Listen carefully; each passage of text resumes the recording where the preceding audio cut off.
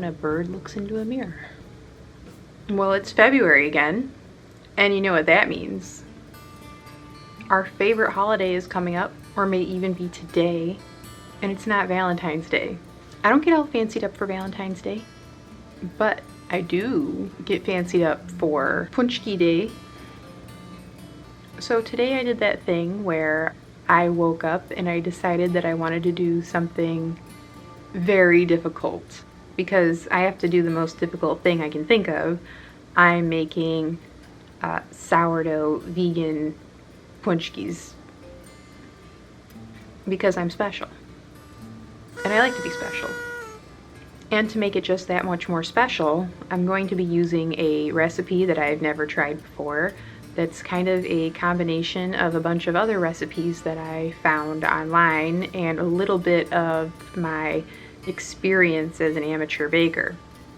If you are Polish or happen to live around Chicago or the Midwest, then you may be familiar with Pączki Day. It's also known as Fat Tuesday, or in New Orleans, it's called Mardi Gras.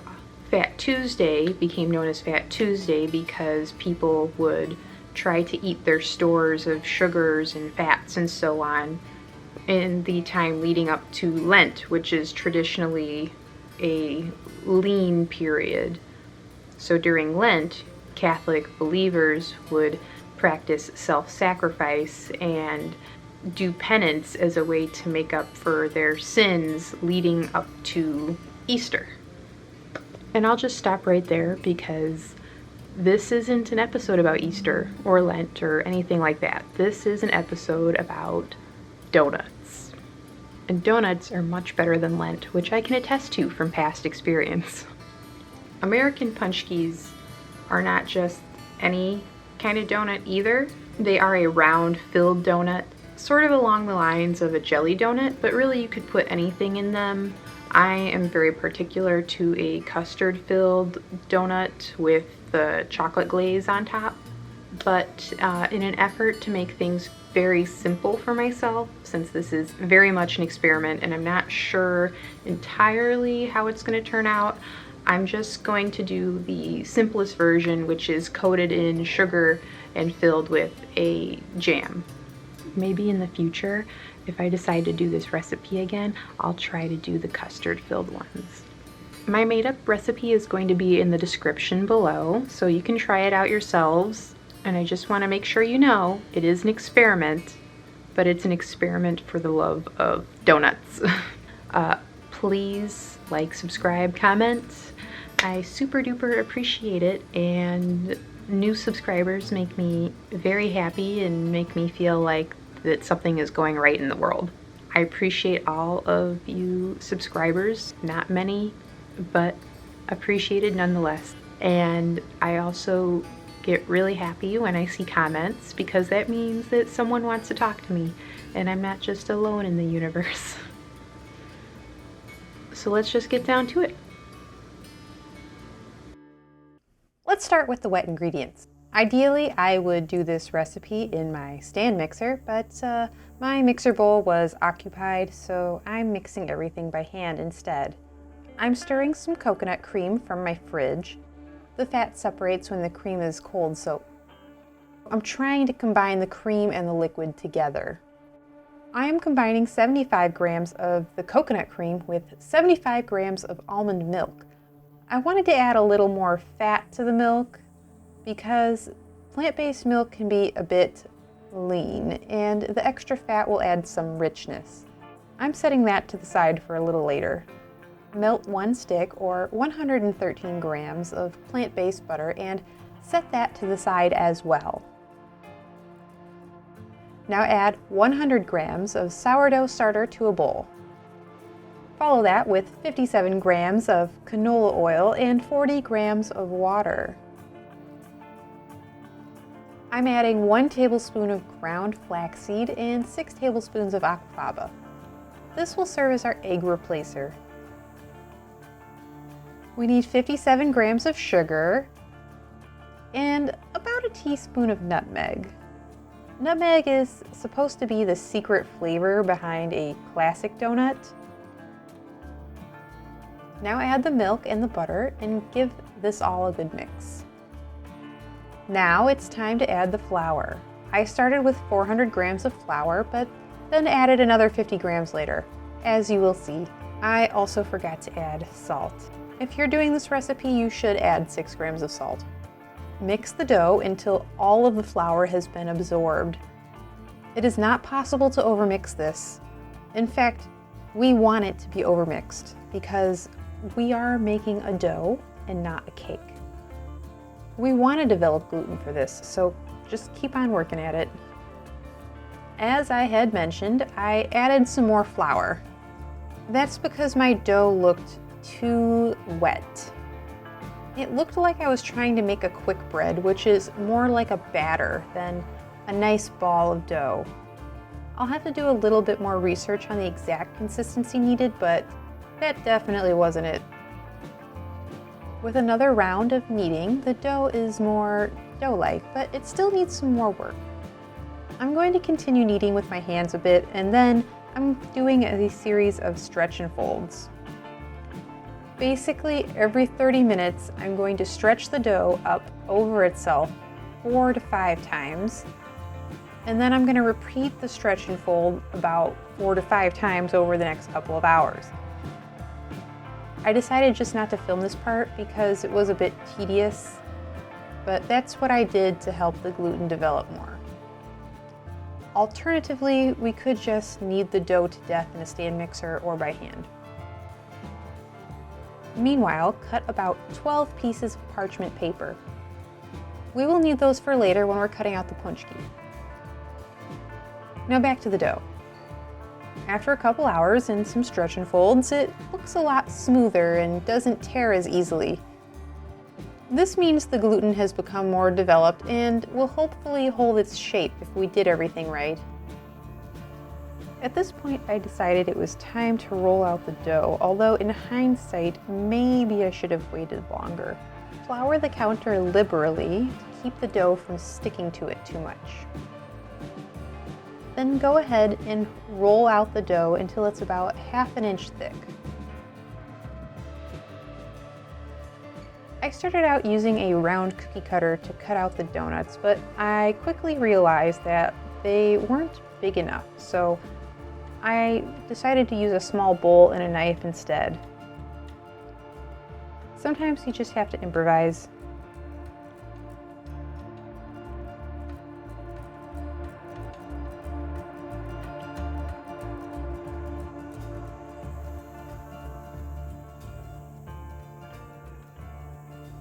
When I had finally cut all 12 of my pączki, I wrapped them in plastic and set them in the fridge to cold ferment overnight. I think I left them for about 13 hours, but next time I might leave them in longer or leave them out on the kitchen counter instead. The temperature would make a huge difference in how quickly the fermentation happens. The next morning, I poured about 2 inches of canola oil into a cast iron skillet. Since I don't do much frying, I wasn't sure how much oil I would need, but I determined later that I needed much more. I let the oil heat up for the next 30 or so minutes and then tested if the oil was hot by dropping a tiny bit of dough into it. The oil started bubbling pretty quickly, which indicated that it was hot enough for frying.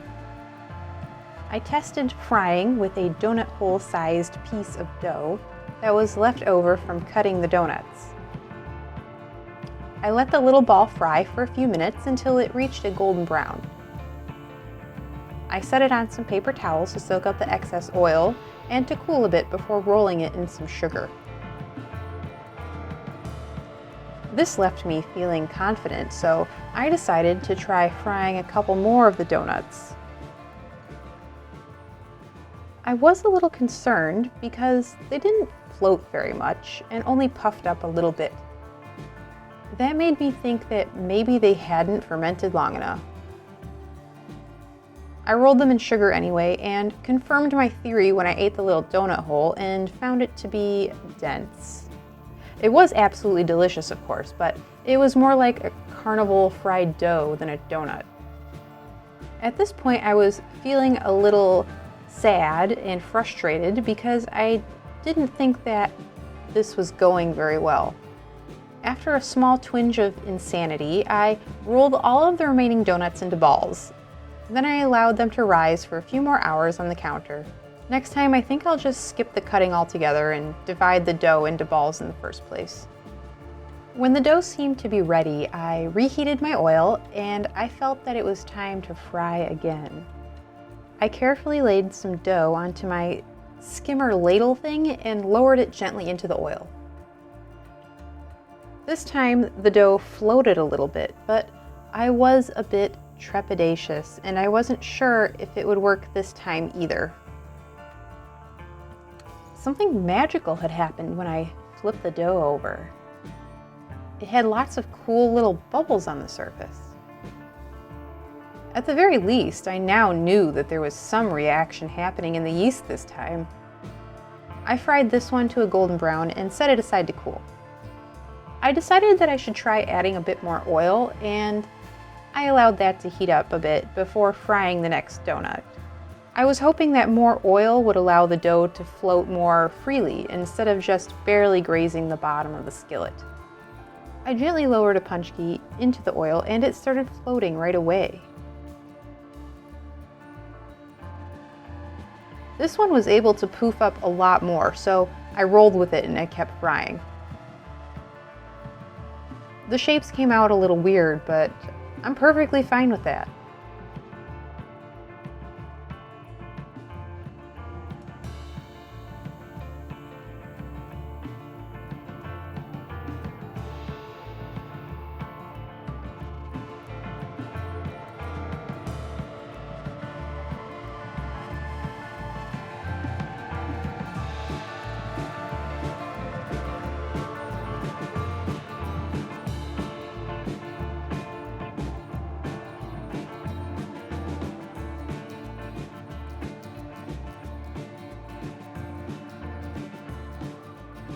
So in the end, I had 6 nice Pączki and 6 not nice Pączki.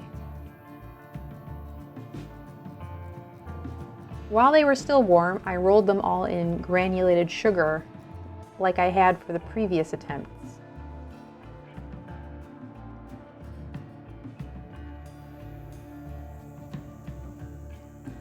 Now it's time to fill. If you have a piping nozzle, fix it to a small Ziploc bag and add some jam. I use strawberry. I would have preferred a less sweet raspberry jam, but I bought the wrong thing. To fill the donuts, take a metal chopstick or skewer or straw, whatever you have, and use it to poke around on the inside. We're trying to make a space that the jam can fill. Then just insert the piping nozzle and add at least a tablespoon of the jam. I repeated this with the remaining 5 nice Pączki.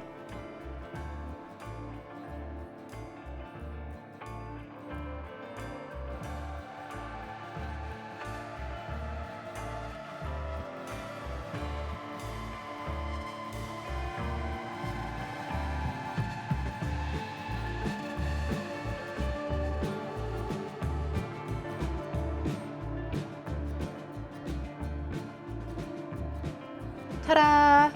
Here we are, the final result. Are these perfect donuts or Pączki? No, absolutely not, but I'm pretty happy with them as a first attempt without a real tried and true recipe. They aren't the perfectly pillowy soft texture that I ultimately want in a donut, but they're pretty close.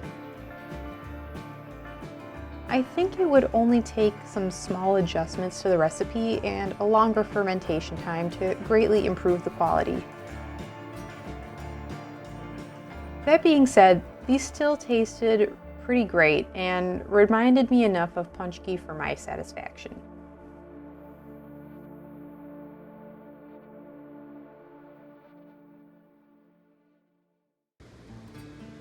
So I know that wasn't really the best recipe to follow or the best tutorial, and this really, again, isn't a tutorial, but an experiment. And there were a lot of frustrations in doing it and trying to get it right, and really it all came down to patience, which I was not being very patient, because the thing about trying something new is it's an uncharted path, and when you're going down an uncharted path, you don't know what to expect. So now that I have done this once, I have a better idea of how to do it for next time and what I need to do differently, and that I really need to just sit quietly a little longer. So I guess I'll just see you next time. Bye.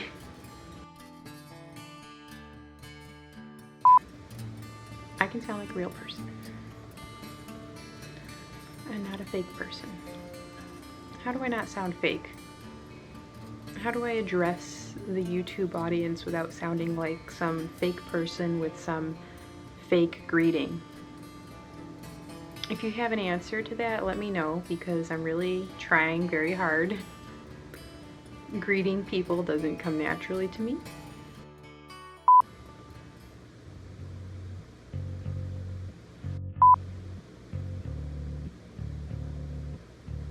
Are you still here? Get out of my house. Thanks.